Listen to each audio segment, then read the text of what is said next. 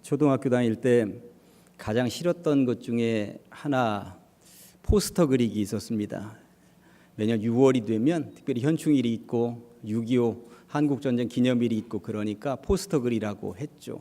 근데 그 포스터 그릴 때 그림도 그림입니다만 그 문구 얼마나 잔인했는지 몰라요. 찔러 죽여라, 뭐 찢어 죽이자, 때려 죽이자, 뭐 이런 말들이 어쩜 그렇게 초등학생 때 그렇게 막 나왔는데 더 잔인하면 잔인할수록 더 좋은 작품이 나오는 줄 알고 그랬었던 기억들이 있습니다. 요즘도 6월이 되면 초등학교에서 포스터 그리기를 하는가 봅니다. 몇 년 전에 출품한 한 초등학생의 포스터 작품이 화제가 된 적이 있었습니다. 포스터에는 우주인 같은 아이가 우리나라 지도를 이렇게 들고 있는데 왼쪽 상단에 포스터 그리기 지겹다, 통일해라. 저는 이 아이는 천재입니다. 천재. 크게 될 아이이겠구나 하는 생각이 드는 것이죠. 이런 아이들 때문에라도 제발 전쟁 그치고 통일해야 할 것 같습니다. 요즘 같은 불안한 시대에는 어떻게든 통일이 빨리 되었으면 좋겠다는 생각을 가져봅니다. 지난 주중에도 북한은 동해상에 미사일을 발사했습니다. 포기할 만한데도 왜 이렇게 포기하지 않는지 모르겠습니다. 어찌하려고 저러는지 모르겠습니다. 오늘은 이 포기 절제에 대한 이야기를 해보려고 합니다. 올 한 해 우리는 성령의 9가지 열매를 중심으로 해서 여기까지 왔죠. 성령의 9가지 열매는 첫째 사랑으로부터 시작해서 8번째 온유까지 이제 살펴보았습니다. 그리고 오늘 이제 마지막 절제에 대해서 살펴보게 됩니다. 절제라는 이 단어를 헬라어 원어로 찾아보면 앵크라테이아라고 하는 말이에요. 자신을 알맞게 조절한다 이런 뜻이고요. 영어로는 셀프 컨트롤이라고 할 수 있고요. 그리고 우리말로는 자기 관리, 자기 통제 이런 의미를 담고 있습니다. 한마디로 말해서 절제는 자기 관리 능력이구나 하는 것을 알게 됩니다. 성령의 첫 번째 열매인 사랑, 이것을 우리 신앙으로 비교해 보면 신앙의 핸들이라고 얘기할 수 있습니다. 그리고 마지막 9번째 열매 절제는 비행기 최고 뒤에 있는 꼬리 날개가 아니겠는가 그런 생각을 해 보았습니다. 꼬리 날개가 어떤 역할을 합니까? 아무것도 아닌 것 같지만 꼬리 날개가 어느 방향으로 꺾어지느냐에 따라서 방향, 앞에 가는 방향이 결정되는 거 아닙니까?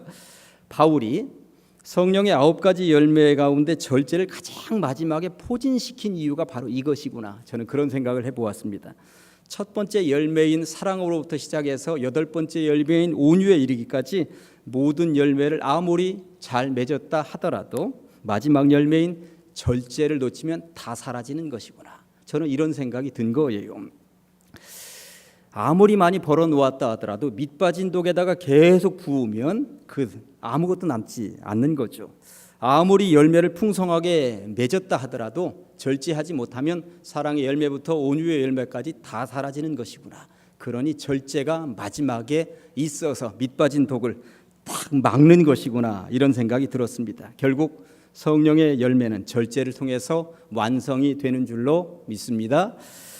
아무튼 오늘은 절제에 대한 이야기를 해보려고 합니다. 성경은 과연 절제에 대해서 뭐라고 말을 하고 있을까요? 두 주제로 나눠서 말씀을 받도록 하겠습니다. 첫째, 절제해야 합니다. 엊그제 2018년도 러시아 월드컵 조추첨이 되었는가 봐요. 한국은 독일, 스웨덴, 멕시코하고 한 조를 이루었다고 그러더라고요. 조추첨 행사가 마친 이후에 그래도 축구에서 한 가닥 한다 하는 사람들 얼굴을 보았더니 아주 울상입니다. 허탈한가 봅니다. 워낙 강팀들하고 한 주를 이룬 거예요. 16강에 들어가기는 벌써 글렀구나 이런 생각들을 가지고 있습니다. 그러나 어쨌든 경기에 임하는 선수들은 더 열심히 훈련을 할 수밖에 다른 도리가 없죠. 오늘 바울은 우리들 신앙생활의 형태를 운동선수에 비교하고 있습니다. 저는 그래도 롱다리를 자랑하고 있습니다만 제가 정말 못하는 것 중에 하나가 100m 달리기예요. 저는 징그럽게 못 달립니다. 초등학교 시절에 초등학교에서는 항상 운동회가 가을 운동회가 열렸는데 저는 가을 운동회가 그렇게도 싫었어요. 당시에 가을 운동회 하면 온 동네 사람들이 다 모여서 아주 북적북적하고 그러지 않았습니까? 그런데 초등학교 1학년 때는 뭐가 뭔지도 모르고 다 불려가지고 달리기 하라니까 달렸는데 제가 꼴찌를 한 거예요. 꼴찌도 아주 격차가 상당히 벌어지는 꼴찌를 한 거예요. 내가 이렇게 못 달리는구나. 제가 그때 깨닫게 되었죠. 그런데 이 어린아이에게 동네 사람들이 부모님이 용기를 줬더라면 얼마나 좋습니까? 너 동네 창피해서 못 살겠다. 너 때문에 우리 동네 이러면서 저에게 꾸지람을 주고 그랬는데 제가 2학년 때부터는 달리기 경기가 있으면 저는 살쪽 한쪽에 숨었습니다. 2학년 때부터 6학년 때까지 저는 달려본 적이 없어요. 그냥 한쪽에 숨었어요. 출석 체크를 안 하더라고요. 그래서 저는 달리기는 잘 안 합니다. 2000년 전에도 올림픽이 열렸다는 것 여러분들 아십니까? 올림픽의 기원은 그리스였습니다. 고대 올림픽의 꽃은 달리기였습니다. 달리기. 당시에 달리기 선수는 우상이었죠. 스타였습니다. 그래서 달리기 선수들 그들을 따라잡기 위해서 전국에서 달린다 하는 사람들은 그리스로 몰려들어서 4년에 한 번씩 달리기 경기를 하게 되었다고 하는 것이죠. 그런데 4년에 한 번씩 하다 보니까 이게 아쉽거든요. 그래서 2년에 한 번씩 또 경기를 하게 되었는데 그 경기는 오늘 사도 바울이 편지를 써보내는 고린도에서 그 경기가 주로 열렸다고 하는 것입니다. 그러니까 달리기 시합이 고린도에서는 2년에 한 번씩 열리게 된 거예요. 오늘날은 뭔가 달리기를 하든 올림픽을 하든 무슨 경기를 하든지 간에 금메달, 은메달, 동메달 3등까지 상을 주고 메달을 줍니다만 당시에는 1등 이외에는 기억하지 않았다고 하는 것입니다. 오직 1등에게만 면류관을 씌워 주었다고 하는 것이죠. 그런 면류관을 받아 쓰기 위해서 달리기 시합이 있는 10개월 전부터 선수들은 고린도에 모여서 최소 10개월 이상 합숙을 하고 몸을 만들고 달리는 훈련을 했다는 것이죠. 이들이 1등을 위해서 해야 하는 것이 있었는데 뭐였을까요? 포기였고 절제였습니다. 가정을 포기하고 노는 것을 포기해야만 했던 것이죠. 먹는 것을 절제하고 잠자는 것을 절제하지 않으면 도대체 1등을 할 수 없다고 하는 것, 이건 분명해 보입니다. 남들과 똑같이 먹고 남들과 똑같이 놀면서 1등을 할 수는 없는 노릇 아니겠습니까? 결국 자기 관리를 잘한 선수가 이기더라도 이길 수가 있다고 하는 것입니다. 저는 제 인생을 통틀어서 자기 관리를 가장 잘한 사람 두 사람, 이 두 사람이 한때 저를 부끄럽게 했습니다. 그 두 사람을 소개해 보려고 합니다. 저는 한 사람이 목사입니다만 그 사람들은 신앙인은 아니었습니다. 그럼에도 불구하고 그들을 통해서 도전을 받게 되었는데 지금 두 사람을 소개해 보려고 합니다. 한 명은 이치로라고 하는 야구 선수입니다. 일본에서 태어나서 일본에서 야구를 했죠. 실력을 인정받았고 미국으로 넘어가서 꽃을 더 크게 피운 선수입니다.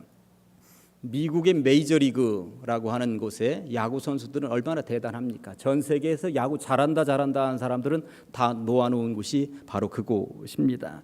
이치로는 2001년도에 미국에 진출하게 되었는데 진출 첫 해에 타율 1위, 최다 안타 1위, 도루 1위 이 타이틀을 거머쥐게 됩니다. 미국의 야구 선수들이 얼마나 거구입니까? 그런데 이치로는 172cm, 야구 선수로서는 굉장히 단신인데 그 미국 선수들 틈바구니에 끼어서 그렇게 놀라운 성적을 냈다고 하는 것이죠. 그래서 첫 해에 정규 시즌 MVP 그리고 신인왕 이 동시에 따게 되는 쾌거를 이루게 됩니다. 이치로의 능력은 한 시즌으로 끝나지 않았습니다. 그는 10년 연속으로 꾸준하게 매년 200안타라는 메이저리그 역사상 유일무이한 기록을 세웠고 10년 연속 3할, 10년 연속 올스타, 10년 연속 골든글러브를 따게 되었다고 하는 것입니다. 이치로는 어떻게 이렇게도 놀라운 기록의 소유자가 될 수 있었을까요? 자기 관리를 철저히 했기 때문이라고 하는 것입니다. 이치로의 자기 관리는 징글징글할 정도로 철저했던 것으로 유명합니다. 아침마다 그는 몸을 가볍게 하기 위해서 반드시 카레를 먹었다고 그럽니다. 정해진 분량의 체력 단련을 단 하루도 거른 적이 없다고 하는 것입니다. 시즌 중에는 절대 술이나 담배도 가까이 하지 않았고요. 단 한 번도 과식을 한 적이 없었고 저녁에는 반드시 정해진 시간에 잠을 자고 아침에는 반드시 정해진 시간에 일어났다고 하는 것입니다. 이치로가 남긴 유명한 말이 하나 있습니다. 나는 태어나서 나 자신과의 약속을 어겨본 적이 단 한 번도 없다. 참 무서운 사람이죠. 참 무서운 사람입니다. 이 말 한마디가 이치로라는 선수에 대해서 다 말해준다 하겠습니다. 정말 징그러운 선수였습니다. 그러니 그런 실력이 나오는 것이죠. 그는 뒤에 이런 말도 덧붙였습니다. 내가 최고의 선수가 될 수 있었던 것은 나보다 더 많이 연습한 선수가 한 명도 없었기 때문이다. 정말 교만해 보이는 말투입니다만 이치로는 정말 그렇게 연습벌레로 살았던 것이고 참고 견디며 절제했던 것입니다. 이렇게 그는 대선수가 될 수 있었다고 하는 것입니다. 가만히 보니까 그가 올해 나이 44살이더라고요. 야구를 44살까지 하는 사람은 거의 많지 않습니다. 이제는 많이 야구 생활하기는 늙었어요. 그래서 젊은 사람들에게 이제 밀리기 시작을 했습니다. 그럼에도 불구하고 아직 미국에 있는데 일본에서는 구단들에서 받아줄 테니까 어서 오라고 하고 있습니다. 아무튼 이치로는 아무나 따라잡을 수 없는 자기 관리의 소유자요, 그런 기록을 남기기에 충분한 선수였구나 보면서 자기 관리를 너무 못하는 저 스스로는 그 선수를 보면서 많이 부끄럽기도 하고 그리고 새로운 교훈으로 삼기도 했습니다. 저를 부끄럽게 한 사람 한 명을 더 소개해 보려고 합니다. 법정이라는 불교 승려입니다. 지난주에 제자 양육반 공부를 하면서 한번 소개를 했던 기억이 있습니다. 정채봉이라고 하는 동화 작가가 뜨거운 한여름에 이 승려 약속해놓고 산속에 찾아갔어요. 이 승려는 산속에서 암자에 혼자 살고 있는 사람이에요. 약속하고 찾아갔는데 암자에 없는 거예요. 아니 어디 갔지? 그런데 뒷곁에서 소리가 들립니다. 그래서 뒷곁까지 찾아가 보았더니 날카로운 칼로 날카로운 대나무를 이렇게 깎고 있는 거였습니다. 아니 스님, 날도 더운데 뭐 하십니까? 그랬더니 이 법정이 하는 이야기가 날은 너무 덥고 그리고 너무 졸려서 졸음을 쫓아내기 위해 대나무를 깎고 있었습니다. 이렇게 대답하는 거였습니다. 찾아갔었던 동화작가 정채봉이 생각하기를 혼자 사는 양반이 졸리면 자면 되지, 그걸 가지고 누가 타박하겠는가, 이런 이야기를 써놨는데, 그런데 법정은 수행하는 시간에는 잠들지 않는다는 자기 자신과의 약속을 지키기 위해 졸음을 쫓아내겠다면서 그렇게 날카로운 칼로 날카로운 대나무를 자르고 있었다고 하는 이 장면은 목사인 저에게 던져주는 메시지가 정말 컸습니다. 이치로와 법정에게는 공통점이 있죠. 나와의 약속, 누가 보든지 누가 보지 않든지 이 약속만은 스스로 반드시 지키겠다라고 하는 그런 결의들이 그들에게는 있었다고 하는 것입니다. 이를 일컬어서 자기관리 능력이라고 하는 것이고 절제라고 우리는 말을 하게 되는 것입니다. 오늘 성경을 통해 바울이 고린도 교회 성도들에게 하고 싶은 말은 무엇일까요? 운동선수도 최고가 되기 위해서는 그렇게 절제하는데 세상 사람들도 자기와의 약속을 지키기 위해서는 그렇게 절제한다는데 기독교인이 된다 하는 사람들이 절제하지 않으면 어떻게 되겠느냐고 이 이야기를 지금 힘주어서 강조하고 있는 것이죠. 영국 가수 가운데 크립 리차드라고 하는 가수가 있어요. 77살 되었더라고요. 2000년도에 네덜란드 암스테르담에서 집회를 하면서 간증을 했었던 내용이 유명합니다. 예수 믿고 나니까 기브업, 포기하는 것이 많아졌어요. 이 말입니다. 예수 믿고 났더니 포기해야 될 것들이 너무 많아졌어요. 무슨 말일까요? 공연 요청이 들어왔는데 예배 시간하고 겹치면 예배를 포기하는 게 아니라 공연을 포기할 수밖에 없더라라고 하는 것입니다. 공연 요청이 들어왔고 엄청난 금액의 돈을 주겠다고 하는데도 기독교인으로서 가서 공연해서는 안 되는 자리인 것 같다 그러면 그것을 포기하게 되더라라고 하는 것입니다. 기독교인이 된 이후부터 예수 믿고 나니까 포기해야 되는 것들이 많아졌어요. 이 말은 굉장히 유명한 말이 되었습니다. 저도 그렇습니다. 전도사에서 목사로 직분이 바뀌었을 때 그 무게감이라고 하는 것은 특별했습니다. 그리고 교회에서 협동 목사에서 담임 목사가 되었을 때 그 무게감은 더 특별했죠. 포기해야 되는 것들, 절제해야 하는 것들, 이 영역이 더 넓어졌구나 하는 것을 제가 깨닫게 된 것입니다. 여러분은 어떠십니까?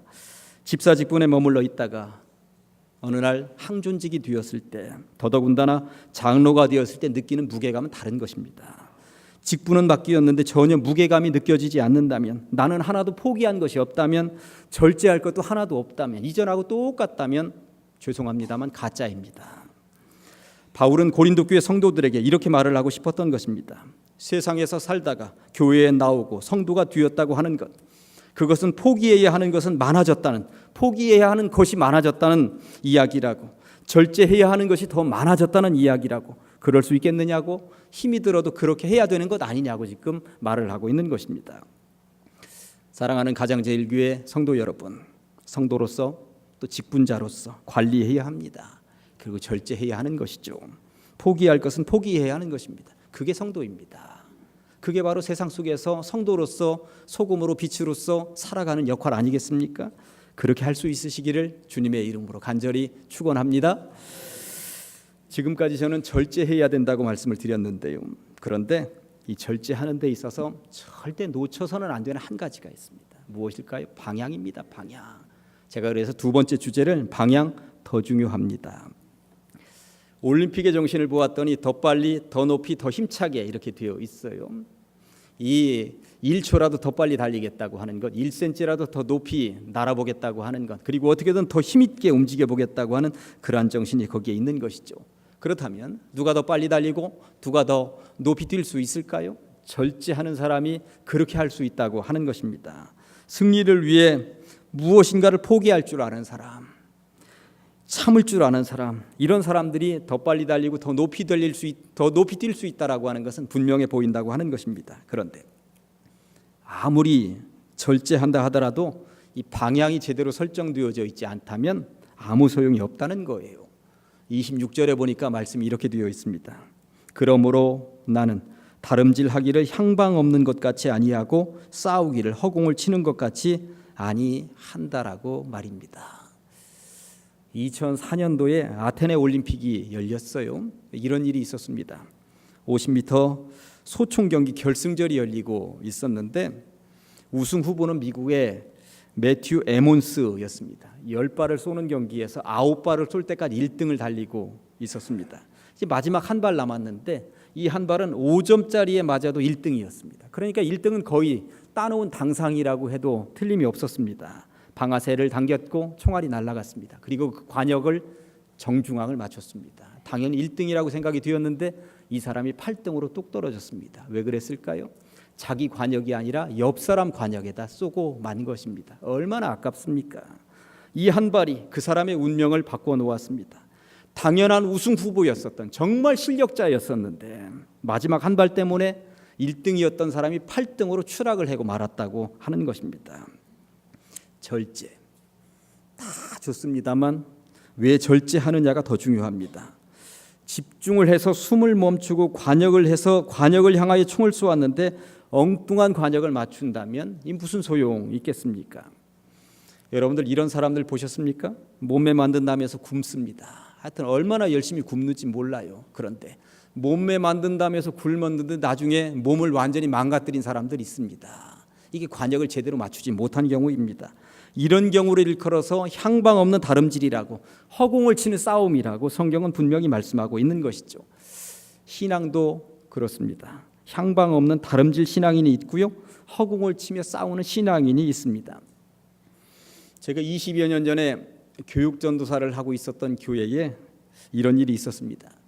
교회에 정말 열심히 여자 집사님이 한 분 계셨는데 주일 예배도 잘 드렸고 새벽 기도도 그렇게 열심히 다니던 집사님, 그 당시에 50대이셨어요.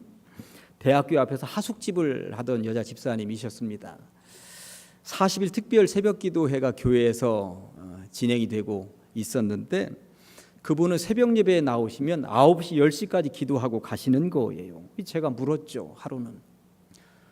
아니 그 시간까지 기도하시고 가시면 하숙생들은 어떻게 하세요? 하숙생들 아침 안 챙겨주세요? 그랬더니 40일 동안은 내가 특별히 기도 기간이라 기도하기 때문에 아침 각자 알아서 챙겨 먹으라고 했다는 거예요. 아니 집사님 그렇게 열심히 기도하시는 이유가 뭐예요? 기도 제목이 뭔데요? 하숙집 잘 되어서 하나님 나라 사업해야죠. 이게 기도 제목이었다는 것입니다. 그런데 그 하숙집에 무슨 일이 벌어졌을까요? 하숙생들 다 떨어졌습니다. 아침도 안 챙겨주는 하숙집에 누가 남아 있겠습니까? 누가 남아 있겠어요? 하숙집 잘해서 하나님 나라 건설하겠다라고 하는 목표는 있는데 방향 설정을 잘못한 것입니다. 기도를 더 오래 하고 싶으면 하숙생들 아침 챙겨줄 시간에 가서 다른 때보다 더 잘 챙겨주고 다시 또 나와서 기도하면 되죠. 그렇게 해야 되는 것 아닙니까? 그런데 죄송합니다만 이분은 기도를 너무 오래 한 것이 문제라면 문제였다고 하는 것입니다. 우리는 세상적인 성공을 위해서도 절제가 필요하지만 선한 일, 하나님의 일에도 절제가 필요함을 분명히 알아야 하는 것입니다. 베드로는 예수님을 모시고 변화산에 오른 적이 있었습니다. 그 산에 올랐는데 모세도 만나고 엘리야도 만난 거예요. 얼마나 좋습니까? 꿈에도 생각지 못했던 모세도 엘리야도 그 산에서 만났으니 예수님에게 제안을 합니다. 예수님, 여기가 바로 천국인 것 같습니다. 여기다 집을 짓고 여기서 삽시다. 그랬더니 예수님이 하시는 말씀이 뭡니까? 아니다. 내려가야 한다. 내려가서 우리를 기다리고 있는 그 사람들 만나야 되지 않겠느냐. 그들 치료해야 되지 않겠느냐. 이 예배가 아무리 좋아도 교회에 밤새워서 남아 계시면 안 되는 거예요. 집에 가서 남편 밥도 챙겨 주셔야 하는 것이고, 집에 가서 청소도 해야 되는 것이고, 내일 아침에 아이들 학교도 보내야 되는 것입니다. 아무리 좋아도 때로는 신앙의 요소들도 절제할 것은 절제해야 된다라고 하는 것입니다. 절제의 반대말이 뭔지 아십니까? 방탕함입니다. 방탕함이라고 하는 것은 육체의 즐거움을 위해서 경계선을 넘어서는 것을 말합니다. 이대로 하면서 사는 것 안 되죠. 고삐 풀린 망아지처럼 통제불능의 상태 안 됩니다. 우리는 돼지를 배가 터지도록 먹는 탐욕스러운 짐승으로 알고 있습니다만, 돼지는 굉장히 똑똑합니다. 위장이 70%, 80%까지 차면 더 이상 안 먹는다고 합니다. 사람은 그 이상 차도 여기까지 꾸역꾸역 넘어와도 먹죠. 사람보다 돼지가 더 똑똑하다는 거예요. 돼지는 절제할 줄 압니다. 그런데 성경을 읽어보았더니 돼지보다 못한 사람들이 있다고 언급을 하고 있는데, 디모데후서 3장 2절부터 4절까지 이렇습니다. 사람들이 자기를 사랑하며 돈을 사랑하며 자랑하며 교만하며 비방하며 부모를 거역하며 감사하지 아니하며 거룩하지 아니하며 무정하며 원통함을 풀지 아니하며 모함하며 절제하지 못하며 사나우며 선한 것을 좋아하지 아니하며 배신하며 조급하며 자만하며 쾌락을 사랑하기를 하나님 사랑하는 것보다 더하고 있다는 거예요. 이게 돼지보다 못한 인생이지 않겠느냐. 절제하지 못하고 이렇게 방탕하게 육체의 즐거움을 위해서 경계선을 뛰어넘고 있으니 이를 어찌하면 좋겠느냐고 바울은 얘기하고 있는데, 2000년 전에 교훈적으로 얘기한 이 메시지가 오늘날 우리들에게도 똑같이 적용되고 있으니 이를 어쩌란 말입니까? 세상은 말을 합니다. 하고 싶은 건 마음껏 하라고. 오히려 부축입니다. 인간에게는 그럴 자유가 있다는 거예요. 요즘은 TV만 틀면 먹방이라고 해서 어쩜 그렇게 먹는 프로그램도 많이 나오는지 모릅니다. 이리 틀어도 먹방, 저리 틀어도 먹방, 온통 먹방입니다. 근데 틀어보면 그렇게 남자들이 요리를 해대쌉니다. 남자들 살기 힘들다고 그러죠. TV만 틀면 또 아이들은 또 남자가 봐요. 남자들 살기 힘들다고 그럽니다. TV 틀면 대출은 또 왜 이렇게 많습니까? 전화 한 통화에 몇백만 원이든 몇천만 원이든 그냥 빌려준다는 거예요. 신용 불량자도 빌려주겠다는 거예요. 그러니까 무조건 전화 한 통화만 하라는 것입니다. 그런데 눈을 씻고 보아도 못 갚을 때는 어떻게 된다는 이야기가 하나도 없습니다. 그러다 보니 남의 돈을 자기 돈처럼 쓰다가 쫄딱 망하는 것 아닙니까? 이렇게 세상은 무절제를 부추깁니다. 그러나 성경은 말씀합니다. 성령의 열매 마지막은 절제라고. 절제를 놓치면 앞에 맺어 놓았던 성령의 그 아름답고 복된 열매들도 없는 것이라고. 그러니 밑 빠진 독이 있으면 거기다 무조건 부을 생각하지 말고 그 독부터 막으라고, 신앙의 문단속을 하라고, 절제하라고 말씀하고 있는 것입니다. 그렇다면 바울은 왜 이렇게도 절제를 강조하고 있는 것일까요? 앞에 있는 내용 다 잊어도 이것만은 지금 붙잡고 가야 되는데 왜 이렇게 절제를 강조하고 있는 것일까? 정답은 복음 때문입니다. 고린도전서에는 복음이라고 하는 단어가 총 12번 등장을 하는데, 지금 고린도전서 우리가 본문으로 읽은 이 9장에만 무려 복음이라는 단어가 9번 등장을 합니다. 그러니까 절제를 강조하는데 왜 절제해야 되는가? 복음 때문에. 이 복음이 더 소중하기 때문에. 그래야 참아야 되는 것 아니냐고 강조하고 있다는 것입니다. 그중에 2절만 제가 읽어보면 12절 아랫부분에 절제해야 하는 이유는 그리스도의 복음에 아무 장애가 없게 하려 함이라. 23절에 내가 복음을 위하여 모든 것을 행함은 절제하면서 참고 기다림은 복음에 참여하고자 함이라. 복음 때문에. 복음이 아니라면 내 절제하라고 참으라고 얘기도 안 한다는 것입니다. 세상 사람들은 승리의 면류관을 위해서 운동선수들이 그렇게 애쓰고 수고하는데 그거 다 썩어질 것인데 우리들은 썩지 않는 면류관 받아 쓴다 하면서 왜 이렇게 작은 것들도 못 참느냐고 바울은 강조하면서 얘기하고 있는 것이죠. 이 말을 한마디로 말하면 절제를 놓치면 복음을 놓친다는 말이요, 절제를 놓치면 천국도 없다는 말입니다. 아무튼 세상 사람들은 썩어질 면류관 그것을 위해서도 애쓰고 수고하는 것 보게 됩니다. 그러나 우리는 썩지 않는 면류관 이것을 받아 쓰기 위해서 달려나가는 사람들이죠. 그런데 왜 아직도 세상 속에서 허우적대고 있단 말입니까? 1200년대 시인인 루미는 이런 시를 썼습니다. 제목은 그대 진정 사람이라면. 그대 진정 사람이라면 모든 것을 사랑에 걸어라. 아니거든 이 무리를 떠나라. 반쪽 마음 가지고는 어전에 들지 못한다. 신을 찾겠다고 나선 몸이 언제까지 지저분한 주막에 머물러 그렇게 노닥거리고 있을 참인가. 포기하지 못하고 절제하지 못하고 세상의 주막에 머물러 언제까지 노닥거리고 있겠습니까? 불교의 승려보다 못한 목사가 되어서야 되겠습니까? 세상의 운동선수보다 못한 신앙인이 되어서야 되겠습니까? 대림절입니다. 성탄절에 주님 우리 마음에 또 오시는데 주님 맞이하기에 부끄러움이 있는 절기가 되어서는 안 되지 않겠습니까? 어떤 자세로 어떤 모습으로 살아야 할까요? 절제하기에 딱 좋은 계절입니다. 25절 말씀을 함께 읽는 것으로 결론을 내리겠습니다. 시작. 이기기를 다투는 자마다 모든 일에 절제하나니 그들은 썩을 승리자의 관을 얻고자 하되 우리는 썩지 아니할 것을 얻고자 하노라. 아멘. 기도하십니다. 하나님 아버지 감사합니다. 하나님께서 거룩한 주일 우리를 불러 주시옵시고 대림절 첫째 주일 예배를 드리면서 특별히 절제에 대해서 배우게 하시니 감사합니다. 세상 사람들도 1등 면류관을 받기 위하여서 그렇게 절제하면서 달려나가거늘 천국 소망을 가지고 있는 우리들이 절제하지 못한다면 얼마나 불충한 것이고 부끄러운 모습이겠습니까? 천국 소망 가지고 영원한 면류관을 위하여서 복음을 받아들이기 위하여 주의 백성된 자의 당연한 직분으로서 절제하며 살아갈 수 있는 주의 백성들 되게 하여 주시옵소서. 예수님의 이름으로 기도합니다. 아멘.